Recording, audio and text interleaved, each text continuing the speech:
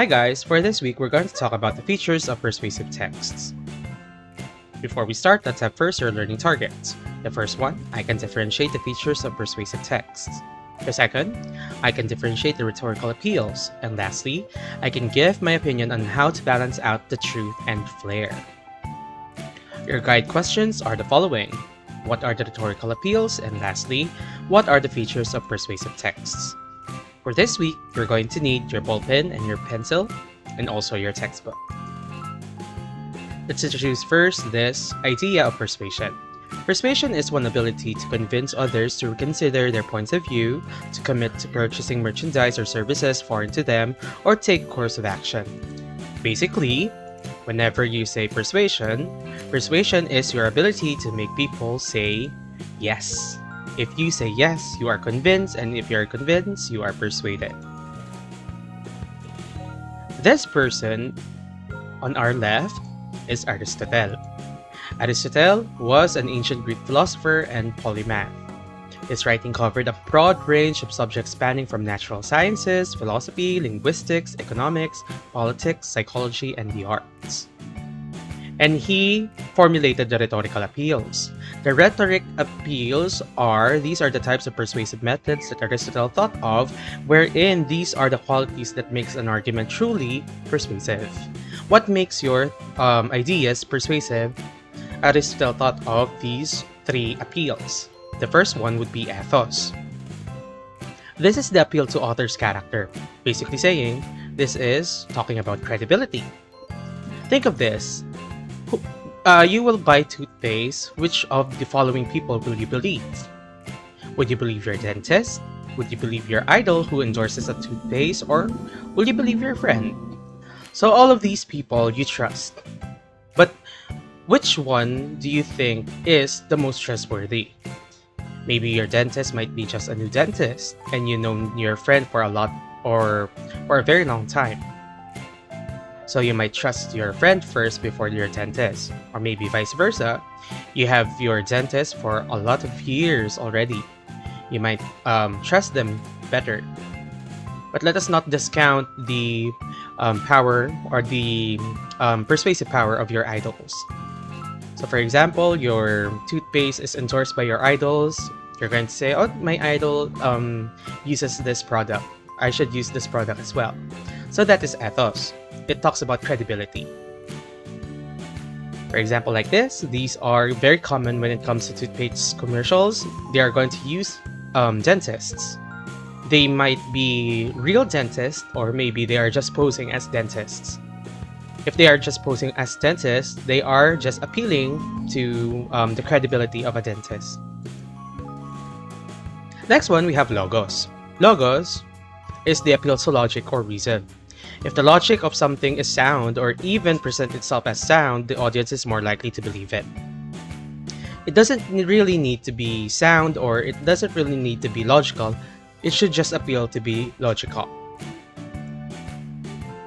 Think of this. You need to buy shampoo because you have dandruff. Which one would you buy? Would it be Head & Shoulders or Palmolive? So with the use of your logos or your logic, Head & Shoulders would be the best solution. And lastly, we have pathos. Pathos, this is the appeal to sympathy or emotions. This appeals to the feelings of the audience. So let's have some examples. Think of this. You need to buy shampoo because you have dandruff. Which one would you buy? Would you buy Head & Shoulders? Or would you buy Clear Shampoo? Or maybe Selsun Blue?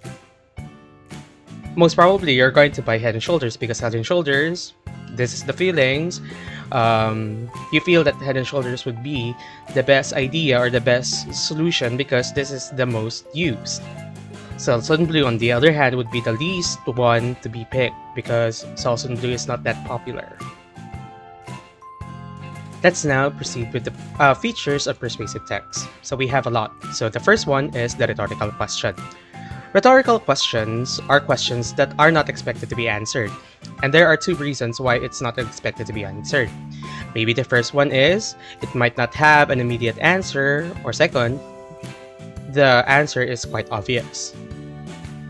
For example, like this. For situation number 1, Linda, are you sad? The rhetorical question is, Brenda, Is the Pope Catholic? So, what's the answer here? The obvious answer is yes. So, Linda is actually sad. For situation number 2, 90% of people in the world do not use makeup. Then Linda would answer, Brenda, who cares? So that is a rhetorical question. But this is the question without a certain answer. We have lots of examples of rhetorical questions.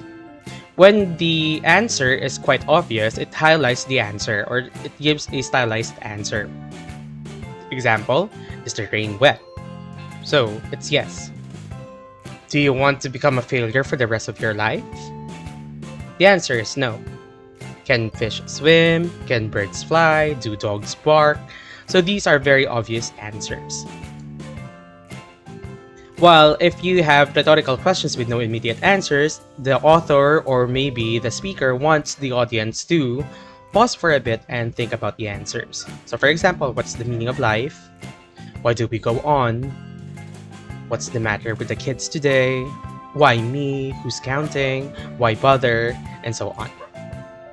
Next one, we have emotive language. Emotive language, these are word choices designed to arouse, stimulate, or invoke a strong emotional response from the audience. Basically saying, when you use your language with emotions, that is emotive language. An example for this is this advertisement by Coca-Cola. So Coca-Cola said here, open happiness. So it wants to evoke happiness to the audience. Next one, we have exaggeration. Exaggeration, this refers to a statement that are amplified, more prominent, or over-the-top descriptions of people, things, concepts, or phenomena. Example for this one is Palm Wonderful or pomegranate juice. Palm Wonderful, the antioxidant superpower, and it cheats death. So that is a very high claim that it can cheat death. That's very exaggerated, but it just wants to say that it is a antioxidant. It is a good source of antioxidant, and antioxidants they are used to prolong life because it gives us more power or maybe a better constitution or better immune system. Facts and statistics would be another feature. This refers to various pieces of information made up of figures and data that can be used as reliable and factual pieces of evidence. For example, like this, it's 40% less fat, 30% less calories. So people would buy the French fries because they feel that this is more healthy.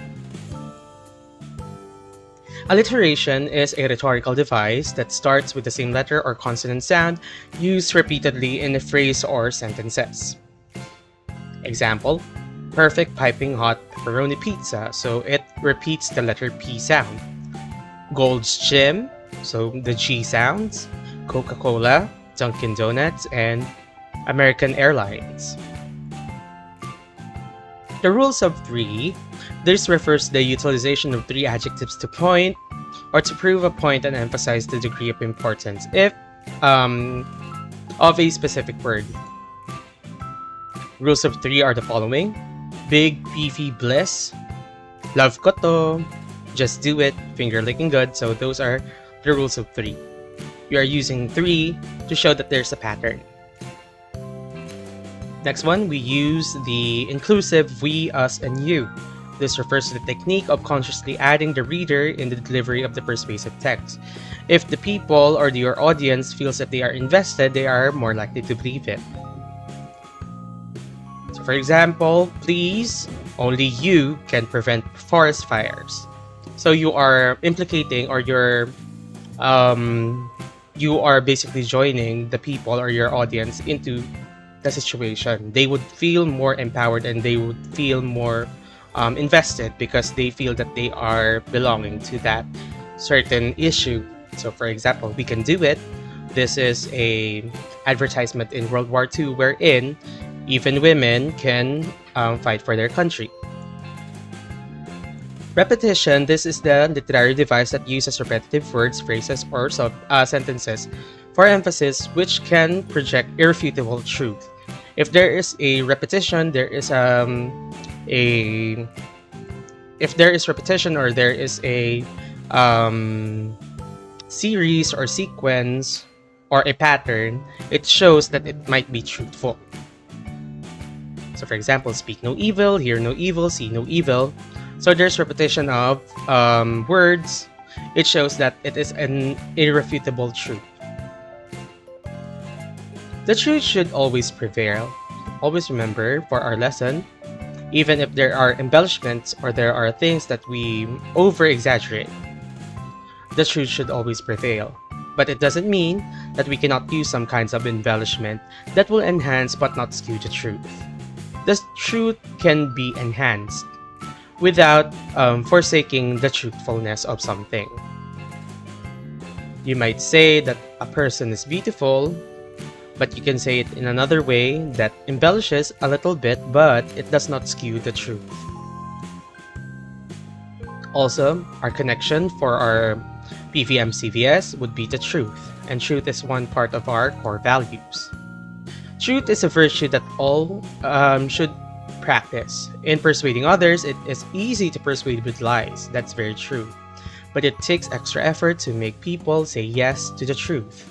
Much more when the truth is relatively inconvenient. That's one thing about being truthful. Not everything is good to the ears.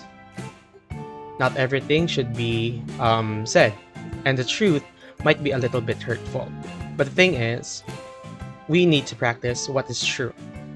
Even if it's inconvenient or if it's hurtful, the truth is still the truth. And that ends our discussion for this week.